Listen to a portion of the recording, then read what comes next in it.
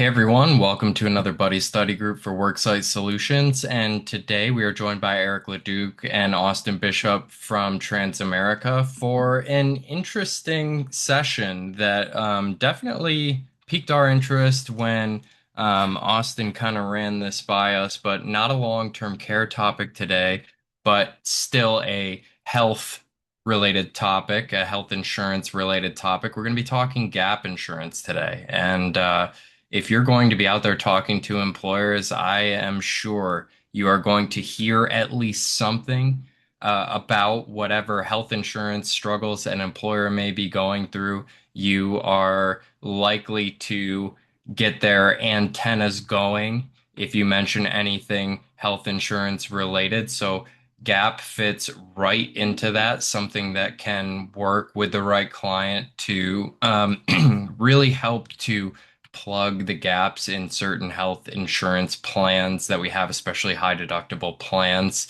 and a great employer funded potential sale to talk about while you're out there talking to folks about long-term care. So I will let the experts handle it. Eric, Austin, thank you so much for being here, and the floor is yours. Show us what you got. Yeah, thank you. Thanks for joining us, everyone. We'll just start with a couple quick introductions, and then the goal today is really to give you a high-level overview of I like to say what's Gap, why Gap, and why sell it with Transamerica. And then we'll take a look at kind of a state availability map and run through just real fast one of the marketing pieces. Want to keep this informal. If you have questions, you can put them in the chat. You can scream them out, whatever works best for you. Just a little bit about myself. I've been at Transamerica 23 years. Been in the insurance business since 1995. Originally from Wisconsin, relocated to the desert in 2000. Now live in Arizona. I actually came to Transamerica for this Gap product. Came from the major medical side. Transamerica is the number one player in this space. We're last couple limiter rankings. We're the number one carrier. We currently sit at right around about 6,000 in-force groups and about 325, 350,000 members. So a pretty significant block of business. Before I jump in, I'll give Austin just a quick chance to say hi. I'm not sure if everyone's met him before, but go ahead. Yep. Hello, everyone. My name is Austin. I am the small market RVP covering California. I've been working with the Buddy Insurance team for a little bit now, fresh into this role. Hence why I'm bringing Eric, the Gap Guru, onto this call to make sure all questions are answered properly. So I'll be here, able to help as much as possible. Oh, I'll Thank also you. add for Austin is if you do have long-term care quotes with the Universal Life with long-term care product, he's going to be your point of contact there. Yep. Thank you. All right. So before I jump in, just keep in mind this is a group product. Groups we go down to two. Our largest group on this has almost 3,000 actual employee lives enrolled. Typical market average group size for us is right around 28, 30 lives. Lot of business over the last couple of years in the 25 to about 200, 175, 200 life space. So just keep that in mind as we're going through here. I'm gonna share And my Eric, screen. what's the minimum group size you guys allow? Two. We will go down to two. Plan design will be impacted under 15 lives. And as the group gets bigger, we obviously give you more options, more customization. We do work on what we can call internally shelf rates, meaning the rates are published, so you can take a rate sheet out and sell it right on the spot. At 50 enrolled, we do give you the option to, and I'm going to say underwritten, where we'll at least take a look at census and what the makeup is, what the underlying major medical plan works or looks like, and then at 100, we do require a census, and we want to get a little more in the weeds with you, obviously, on anything larger to make sure we're pairing the right underlying medical plan with the correct gap plan and making sure there's no, if there are things that are not a one-to-one coverage, that we're all on the same page and that information is up front.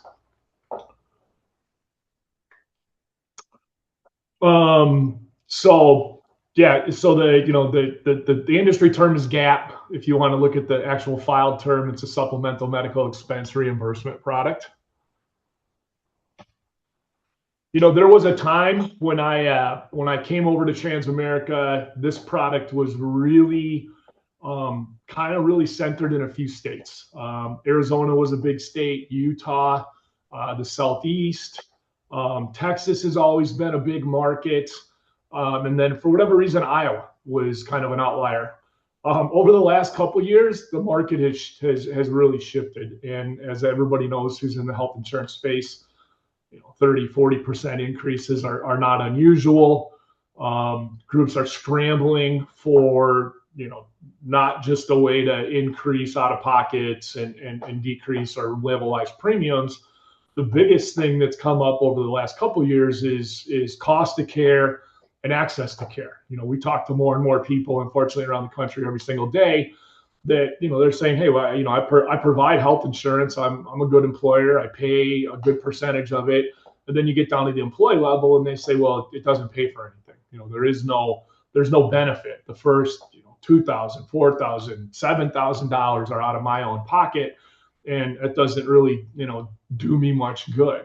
That's where GAP steps in and can provide, fill the gaps in with first dollar benefits or close to first dollar benefits, closer to first dollar benefits. So I've gone in the last couple of years from really setting the table to say, hey, just look at it in these states to where you should look at it everywhere. And you look at like a market like Chicago. I'm not sure if you guys are in Chicago, but historically, rich benefits, no need for GAP.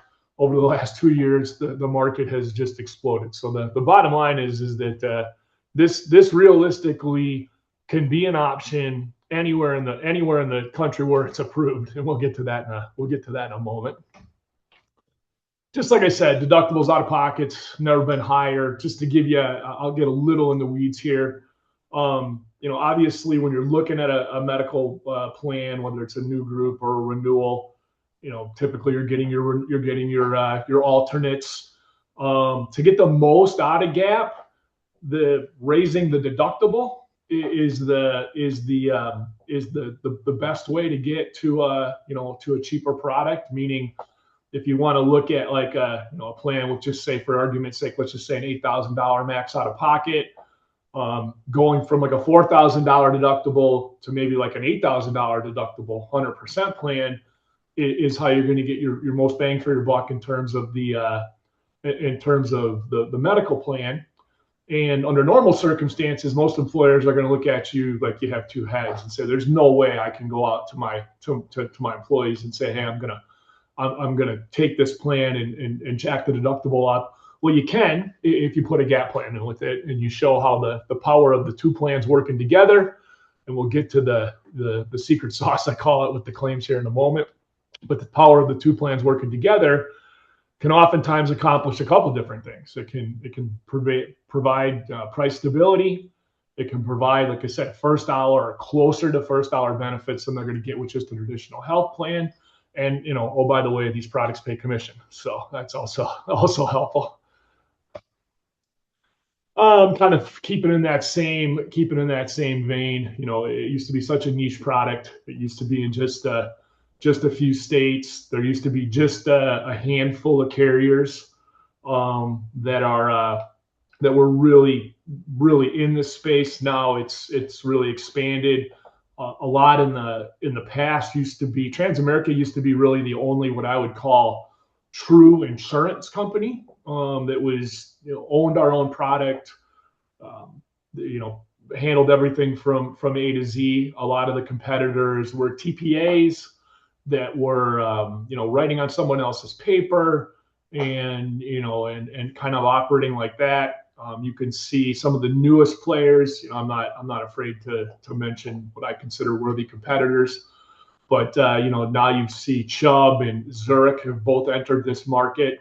and I consider them, again, real life insurance companies, not TPAs. So it kind of gives you an idea of this is going from kind of a fringe product to something that's becoming more and more every day.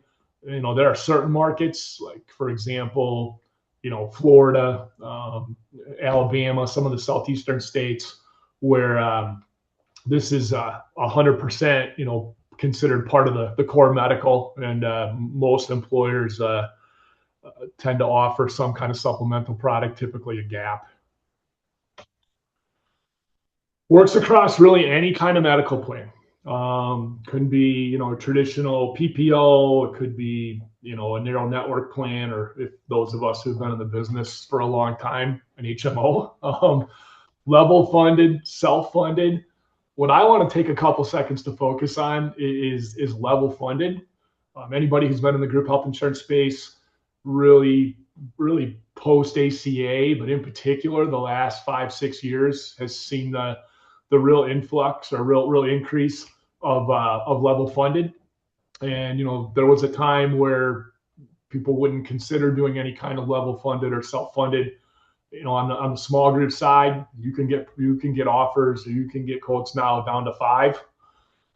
We work well with any level funded plan, and the reason that the level funded gives us a little more of an advantage over a fully insured is the ability to customize. In a perfect world, if you gave me a blank screen and said create the perfect underlying health plan to work with a gap plan, it would be super high deductible. It would be like $8,500 deductible, $8,500 max out of pocket.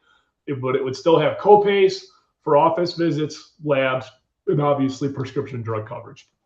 That does not exist in most markets on the fully insured side. It does on the level funded side. And then talk about the self-funded for a second. Obviously, in some of our larger groups, those are completely self-funded. And we can put together a pretty compelling package for those cases as well. Multi-year rate guarantees, claims expectations. We can also set up both 834 and 837 file feeds to where we can make it easy, and we'll touch on the claim share in a second, but really almost no touch on the claims. So it does, as much as I know compliance sometimes doesn't like me saying this, it does become kind of a de facto stop loss policy in some of these scenarios. But just know that we have the flexibility to be able to really create something that fits any kind of medical plan you're seeing. And this is a good time too to talk about. We have multiple different configurations of the gap plan. Everything from what I call like a bare bones gap that's really there just to help pay for things like inpatient hospital stays, outpatient surgeries, outpatient diagnostic testing, all the way up to what affectionately I'll call a fully insured HRA. And what type of plan will be determined by really geography and then group size. Where we really shine, you look at, I think we've established kind of high level what is gap. We'll go back to that. I've really done I think most of the work here trying to establish why gap, why would you look at it, why would you need it. Where Transamerica really shines is in the enrollment, getting people fulfillment, and then the claims process. Like I said, this is a shelf-rated product, so you don't have to run complicated quotes. We enroll via spreadsheet. We work with most of the Ben admin players out there. Obviously, Employee Navigator being the biggest one, but we'll work with payroll companies. We can be very flexible in terms of making this easy to enroll. Fulfillment, depending on what type of product you select and where they're at, it could be paper ID cards, it could be electronic versions of ID cards, it could be a combined ID card with a level funded medical plan and gap. And then the claims will be here next, and you'll see our ability to put a supplemental secondary product in, but yet not make it an absolute claims filing nightmare for the customer or you as the broker. So really, let's jump into the claims. Any questions? I've covered quite a bit in a short amount of time. Any questions about kind of the basics before I jump into the where the magic happens here with the claims? Yeah, go ahead, Wendy. Yeah. Hey, Eric, does it pay 100% of the deductible or just a portion of it? It can. That's a great question, and you can set it up. You can set it up. However, whatever best fits for that particular group. Okay. But a lot of people, if you travel around the country and you ask people about GAP, some of the first answers you'll get is like, "Oh, you mean deductible insurance?" Yeah, it'll reimburse deductibles, co-pays, and co-insurance for eligible claims. A lot of times what we're doing is we're looking at a group and saying, okay, they currently have let's say they currently have a $3,000 deductible. And we're going to recommend bumping that case to a $6,000 deductible. Mm-hmm. But we're going to use a GAP plan to kind of buy that deductible back down to $3,000. So that's one way to think of it. Okay. You can set it up so it's first dollar. You can set it up so the member has to satisfy 500, 1,000, all the way up. I mean, we do them all the way up to 2,000. On a later call, we can get into my personal feelings on putting too big of a deductible on GAP. I think it takes a lot of the kind of wind out of the sails of what you're trying to accomplish here, which is allowing people to not be financially crippled by unforeseen medical expenses. And also, and this is one that's really become important over the last couple of years, is making sure people are getting care at the appropriate level at the appropriate time. Because just in the example you just talked about, you take somebody's deductible and double it or raise it up at all, there's a real chance that people are going to say, hey, maybe I don't really need to get that MRI. Maybe I really don't need to get this done or that done. And then you see claims go from something that's manageable to acute. Yeah. And everything, all the fun that comes with that. But yeah, okay. You can set it up either way. Great, thank you. All right, let's look at the claims. So, 2 ways for the claims to be submitted. This is the ideal one. By your provider. We supply you an ID card. The training we're going to give to you, we're going to assist with giving to your customers, is show both ID cards at the same time. Your provider will work it out. We do not have contractual relationships with these providers, but given the fact that we've been doing this with an ID card for, it's probably about 18 years now since we've identified the ID card or implemented the ID card. We run really right at 80% of our claims for 300,000 plus members come in via the provider. We operate on the same platform as your medical carrier. We're using the same forms. We got a payer ID. Providers can verify benefits via a phone call. Some providers have access to different eligibility verification systems like Athena Health or some of the other ones that are out there. We're available on all of the major ones, and we continue to add to make it as easy as we can for the provider to file a claim with us and realize that it's easier to get paid from Transamerica than it is to collect from their patient. The information we need to pay a claim, because this is an expense incurred product, is obviously we need essentially EOB information. We need to know what member responsibility is, and then we need to know what's the actual procedure. So your typical ICD-10 codes. So providers typically if they haven't done business with Transamerica, in most markets they've had some exposure to this. And like I said, most providers are pretty motivated at this point in time to, if there's a secondary source of benefits, they're pretty open to being a part of it. And what gives this a leg up over your typical indemnity plan is, how it could work if there's an indemnity benefit and you assign it. What if the benefit's 500 and the bill's only 300? Now somebody's got to track down, where's the additional funds? Whereas with this, we're only going to reimburse up to whatever member responsibility is, whether that's copay, co-insurance, copay plus deductible, or actually co-insurance plus deductible.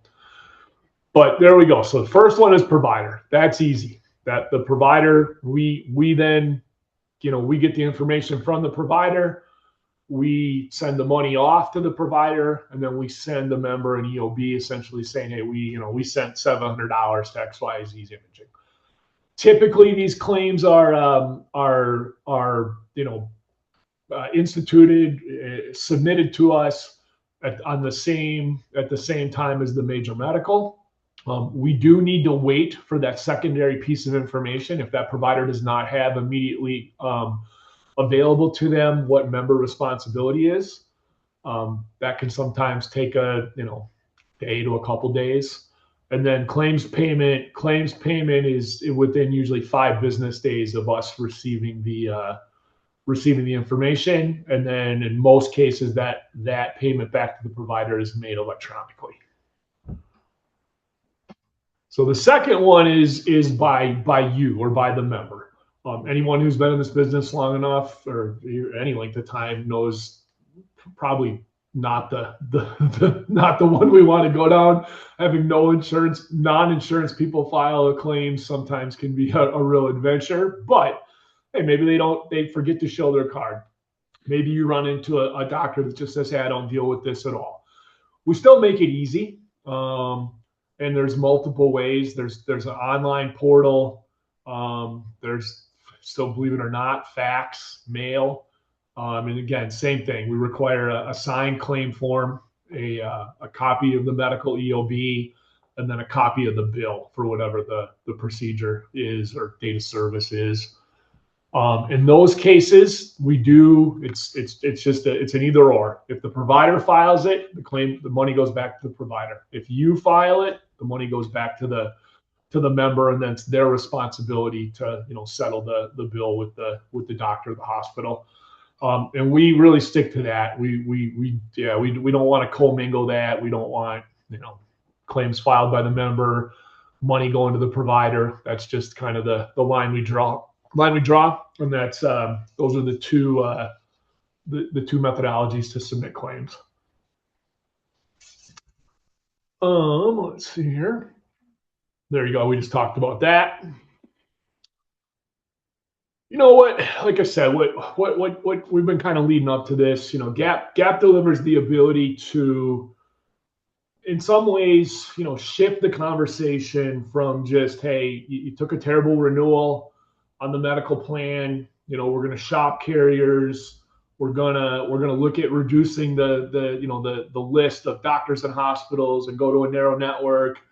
We're just going to continue to push the deductible and the out-of-pocket higher. Not saying that any or all of those things doesn't come into play, but Gap at least gives you a tool to help manage that, help cushion the blow for people just solely going to, hey, we're just gonna make the benefits worse and take more out of your paycheck every 2 weeks. This gives the ability to at least shift that conversation in certain ways, and to get creative, to really for the first time in a long time to have some different options and have some different things when it comes to attacking a high medical renewal. It also delivers just a lot of like I was saying here, a lot of the conversation revolves around between employers and employees about just how horrible the situation is. It's help managing costs without pushing everything to the employee. like I said, it creates a very different employee experience. You know, think about how different that is for that employee when you know it's this time of year. They know their deductibles and everything have reset. They know they need care, and they're probably thinking about, you know, I hope this isn't more than I've budgeted for. It can create a very different experience with these employees that feel like, okay, I have a fighting chance of my benefits. You know, one of my insurance plans paying something, and for most people, you know, that are going to have less than, you know, $2,000 or $2,500 in medical expenditures during the year, not including prescription drugs. You know, it's a very different experience of a health plan with a gap as opposed to just a high deductible health plan without a gap. Then here real quick, I'll shift over to, let me see here. Let's go to this one. Here we'll look at the map first.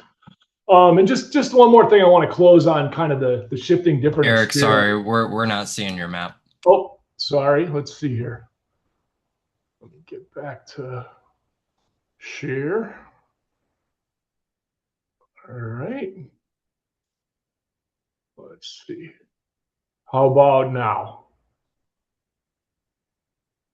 That come up? Yep. Okay. Gotcha. All right, let's close the loop before we get on the last thing I want to share about, just kind of talk about, you know, shifting the experience. You know, the other thing that I have started to talk about as well, with when I get in front of audiences like yourself, or if I'm actually getting in front of a group as well, is that, you know, just that whole, you know, for so long, the experience of using insurance has been unpleasant for, I think, you know, just about everybody, from the patient to the doctor to, you know, us as the insurance professionals.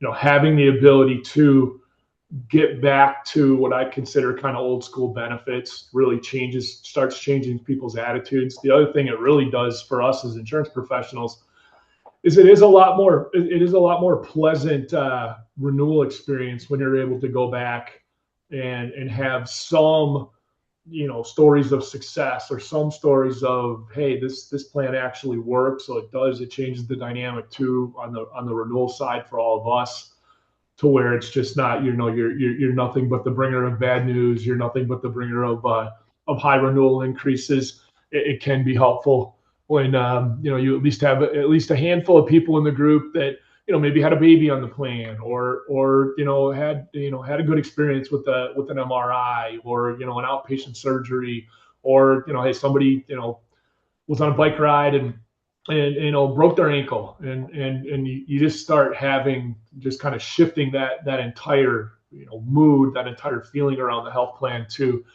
it's still not, you know, it's still not as affordable as everybody would like it to be, but at least you feel like you're getting something out of it. So I'm going to share the most up-to-date map we have. And before everybody panics, when you see down here, it says California not available. That has changed. And that's part of the reason we're here today, is that we have had really the only filed and approved gap plan in the state of California forever, ever since I joined Transamerica. And then we attempted to file a new plan in California. And anybody who's dealt with the DOI in California can probably, you know, agree with me that was a very unpleasant experience that ended up in us kind of suspending all sales in California. And just within the last probably 5-6 months, we will be reinstating our old plan in California, which is our, you know, version 1 of our gap plan. And we do have the buy-in from the DOI that you know, they are actually working on and looking to in very short order approve the new versions. So when I send out an update of this map, California will probably be in a different color, because it doesn't really fit into any of our current current classifications. And I'll give you a quick explanation of what A state, B state, and the rest of it is. A state is what we consider our traditional loss ratio states. We manage this product to between a 50 and 55% loss ratio in those A states. They're our highest commission states, and they're typically, the plan designs aren't really going to matter, but you're going to see a little different premium and a little different comp structure versus the B states, which are the purple states. Those are what we consider our high loss ratio states. That's going to be anywhere from 55 to 67 and a half, depending on the state. That facilitates a little lower premium, a little lower comp, but still available. Plan designs are really consistent. And then the blue states, they're typically the pricing is not going to be really much different from the A states. They just are states that there's different mandates, there's different typically compliance filing issues. The only two states that you're going to see that have really, they're blue. And if anybody in here is doing business in Alabama and Florida, those states have a different pricing structure, mainly because in full transparency, they are very, very high utilizer states. So if you ran a quote and you said, hey, I got a California group, an Arizona group, and a Florida group, yes, there would be three different pricing structures for what essentially would be equal benefits. And that has to do, like I said, either with experience or filing compliance issues. Minnesota is another state that we're very close. I don't know if there's anyone that does business there. That's a priority. And then Oregon as well. It shows this map shows it grayed out. We do actually have a plan option in Oregon, and actually Oregon and California will end up being identical. So those will both, in the next version of this, probably be their own color. I don't know what we'll pick. Orange, something different than what we have now. Hey, Eric, if I missed it, sorry, but did you have a timeline on California? I know you. Yeah, so we'll be open. We'll be open for it. I couldn't lock it down. It looks like we're going to be 6/1 effective dates for California, but I will follow up. My update call on that today got canceled. So as a follow up, first thing next week, I'll get you a for sure date on the California. But it looks like right now it's going to be 6/1 effective dates. Okay, and then when do you think you can start quoting? Because I know usually you open it up a little bit sooner than that. If they would have let me send the shelf rates out today, I would have had them available for you today. So I'm anticipating like by this time next week we'll have a full California packet ready to send out with plan designs and pricing and the for sure go live date. So I'm going to ask the opposite question. What states do you think will not have GAP products in the foreseeable future? I can tell you right now, Washington is a big no-go, and then the New York, New Jersey region is also not. I don't foresee that changing. Idaho is on the fence. Idaho can't seem to decide what they want to do. They were a GAP state. Then, no exaggeration, we woke up one day and had a cease and desist in Idaho. And we weren't the only ones. And, we've gone round and round with them. I do have an actual face-to-face meeting coming up this summer to kind of talk to some of the DOI folks up there. But I don't think it's forever closed in Idaho, but it's not. I would bet it's probably more of a 2027 deal. Realistically, that kind of closes out the states we're really even trying to get into. New York and New Jersey have been no-go zones for a while on these types of plans. And the other thing with Transamerica is that if we do business in that state, our plans are filed and approved in that state. Transamerica is not a big believer in trust products. So, you may see some of our competitors say, well, we could do business in all 50 states. Yeah, Trans just isn't cool with that. We're not we're not a trust product company. We're typically err a little bit more on the side of caution when it comes to. You don't want to pick a fight with the DOI, is what you're saying. Yeah. We do not want to pick a fight with the DOI, and we are not looking for that at all. Any questions on the states? All right, I'll close just with I like to show this. I like to show this marketing piece, and we'll send this out as a follow-up just because it's our best, just kind of quick recap of everything that we talked about. You can kind of see running down here, some of the talking points. Eric, can you zoom in on that a tiny bit? Yeah. Can I? You're asking me technical questions now. The scroller at the bottom right, we get you.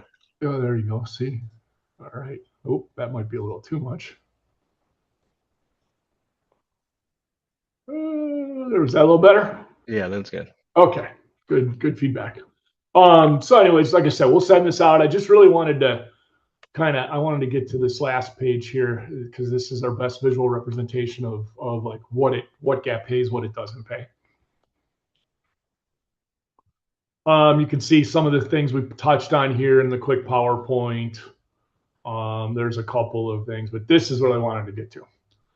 So this is by no means an all-inclusive list, but it gives you it hits the highlights. And we did find out yesterday that I'm going to identify and correct an error for you as we go through this. But you can see all the different things that are going to be covered in the base plan. One that I will point out here, or one of them that I will point out, all of our base plans include an infusion therapy benefit. This is something a little different than what the rest of the market does. And that means we will pay for the professional services, the facility, and the prescription drug for any drugs that are administered via an infusion. I know one of the questions that probably someone has, or they'll think about after this is done, is, do you have gap for prescription drugs? We do not. And there's really, to my knowledge, no one out there that does. But we have added this benefit that at least does help with, infused medications, which could be anything from MS drugs to autoimmune drugs, to arthritis, or any of your typical other ones that are infused. Lab testing, you'll see that kind of fits into both. Inpatient lab is always covered. Outpatient lab is an optional benefit. This is the one I wanted to correct. This actually should say including rehab. Not sure on this most recent version how that got missed, but substance abuse, mental health, anything inpatient is covered, is eligible for reimbursement. And that we don't have office visit benefits built into the core plan, but we do have an additional or an addendum benefit that's like an intensive outpatient program for mental nervous, and that's that became pretty popular during COVID. It's kind of right size since COVID, but those are services that were typically administered as an inpatient, but due to COVID restrictions, not that many beds or any beds available. Hey, Eric. Yes. Eric, sorry. Are there lifetime? Is there a lifetime maximum? No, there's an annual maximum. So you'll pick a benefit, for example, and we talk about this we talk about it like in buckets. So we have two different plan designs. So we have what we consider a single bucket plan, which just means, let's use for example like a $6,000 plan. So that would give you a $6,000 a bucket to pull out for, and that's an annual benefit up to, you can either do it 2 times or 3 times for the family. and that's the easiest one to understand because it's just Okay. one bucket of money. Gotcha. On the multiple bucket products, it's an inpatient bucket, an outpatient bucket, and then we also have an ambulance, a separate ambulance benefit that can be customized from a low of 500 all the way up to most states it goes all the way up to 5,000. Okay. A base plan is going to be like 2,500, but kind of gives you the idea of some of the things that are covered. Some of the we took this from the CMS literature. We hit the highlights and tried to mimic what you'd see kind of on some health insurance explanations. Just give you a quick rundown on number one claims expenditure across the entire book of business is outpatient diagnostic testing. Another big one is maternity, and then followed closely behind by outpatient surgery and emergency room benefits. You can see kind of some of the variable benefits. This one's a little misleading because you're going to see when you look at the shelf rates that we'll share with you, infusion is built into most of the products. Lab, like I mentioned a few moments ago, in a perfect world, we'd keep the lab on the base medical plan because lab claims to us are not usually going to overwhelm us in terms of dollar amount, but they can be overwhelming in terms of just sheer volume of lab. And again, full transparency. If you ever do get a provider or some kind of medical office that pushes back on filing gap claims, it could be like Quest or Lab Pro sometimes because the claim amounts can be pretty low. They don't feel like they need to play nicely with these types of products, but the option is out there. And then you'll see a couple of things that are what's not covered. If you have larger groups, 50 and above, we can talk about some doctor office benefits on our what we'll call our single bucket plan, but it's not something that we kind of advertise with our marketing material, really for two reasons. One, the benefit can be a bit pricey. And two, we never want to lose sight of the fact that we're not trying to just blow the risk profile up of a group from a major medical perspective. We want to keep that balance of, accessible benefits, but not benefits that are going to encourage overutilization. And we also try, even though we don't have any official partnerships with any of your, fully insured BUCA carriers, we do maintain good working relationships, in particular with a lot of the major Blue Crosses and United Healthcare. We listen to their feedback on that, that topic of, hey, we go from tolerating to liking gap plans as long as you don't make them too rich and encourage and give people essentially healthcare for free, I guess is the best way. $0 healthcare, that starts making people on the medical side very uncomfortable.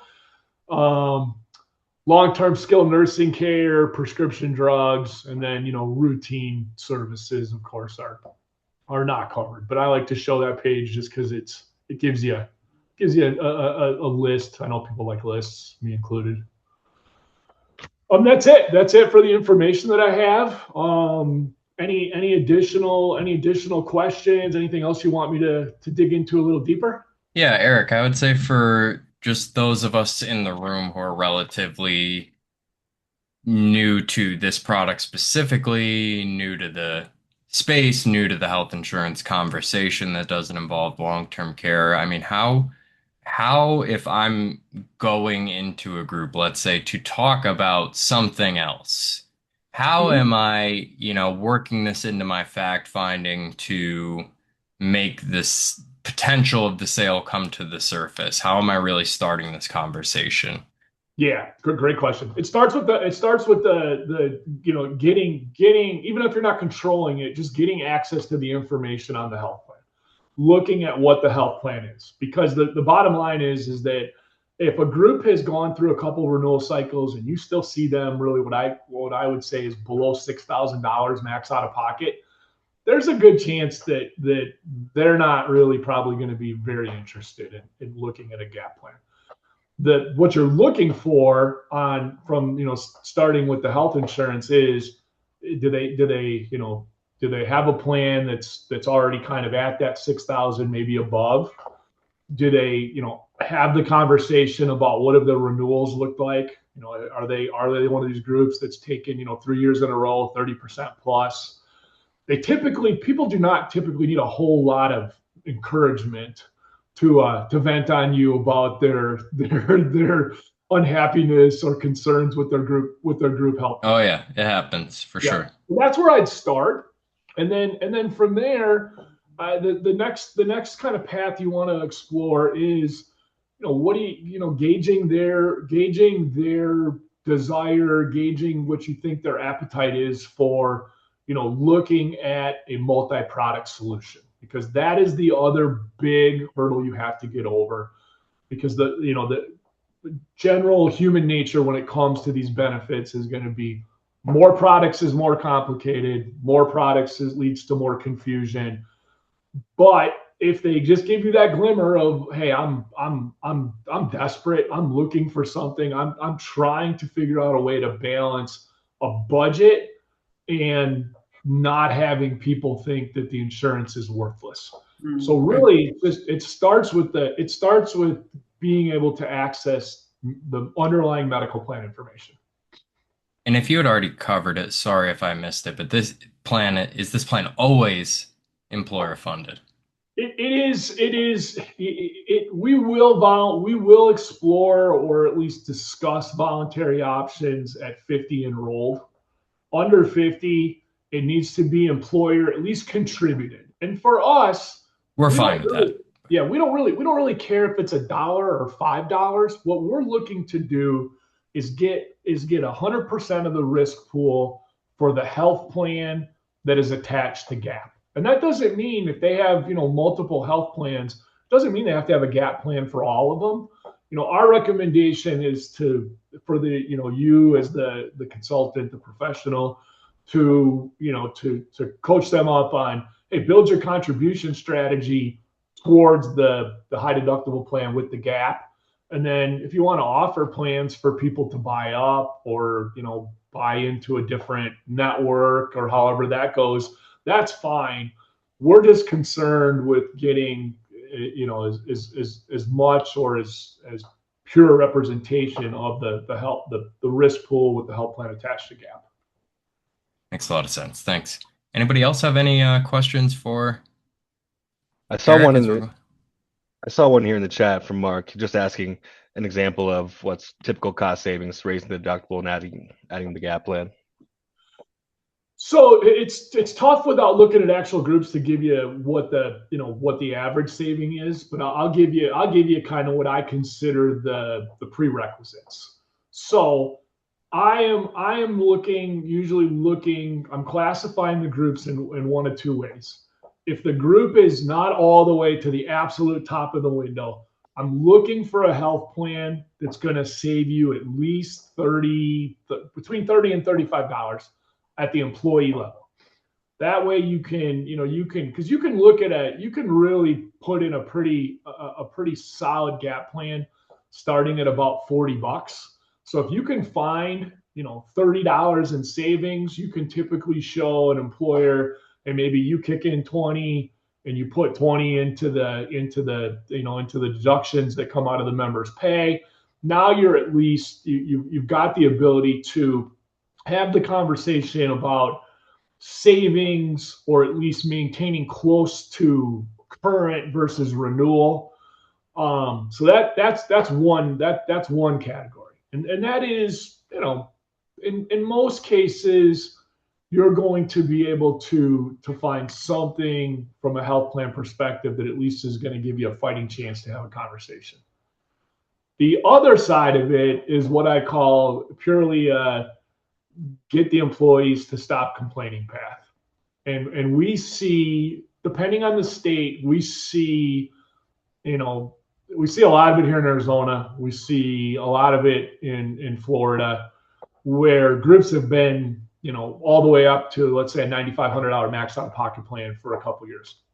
And that business owner, that HR manager is just at their wits' end of, hey, I can't have one more person show up and tell me, how much this plant stinks. And in those cases, oftentimes we're not providing any savings. We're actually probably convincing the group to spend a little more, to put a little more into the deductions. But those groups are just looking for something to cover maybe the first $2,000, something to just flip the conversation to, man, I have to have people coming in here and telling me these benefits that we're paying a ton of money for are not the worst things on the face of the earth, and that I'm not I'm not evil, and I'm not, all the different things that come with the typical complaints that are, revolve around health insurance. So you can have the conversation either way. I'm not going to lie, it's a lot easier when you can find a spread with a health plan. And again, my little trick from earlier is that look at raising the deductible first. Obviously, the out of pocket is your next best tool, and then as much as I hate it, stripping out copays is your other option. And then I'll kind of, I know we're getting close to time. I'll leave it on this. Remember, HSA qualified plans are your friend with this type of plan. They are going to give you really good pricing and good enough plan designs to pair with GAP. But the story we're going to tell is use the HSA qualified plan, and then instead of funding a savings account, instead of using the actual savings account part of the HSA, look at a GAP plan. Because the reality is, if people aren't saving in their regular lives, they're probably not saving in an HSA. If the employer's not contributing towards it, they probably aren't doing it on their own. And this gives people, kind of the best of both worlds. The affordable premium on an HSA qualified plan, but yet not leaving them exposed for, the unforeseen and the claims that you haven't really saved for. Yeah, and I would presume if you were able to save the employer money, they may apply that towards the long-term care program too. So for and that's a big, and obviously, whether it's long-term care, voluntary benefits, a lot of those types of things, conversations come out of, if you can give them some hope on their pain points on the medical, man, the walls come down in terms of talking about other products. Because for most people, they can't see any farther than what am I going to do about health insurance? Awesome. So that's taken us pretty close to the top of the hour. Yeah. Anybody else have anything else they wanted to ask? I think this is a really Wendy had a follow-up question in the chat.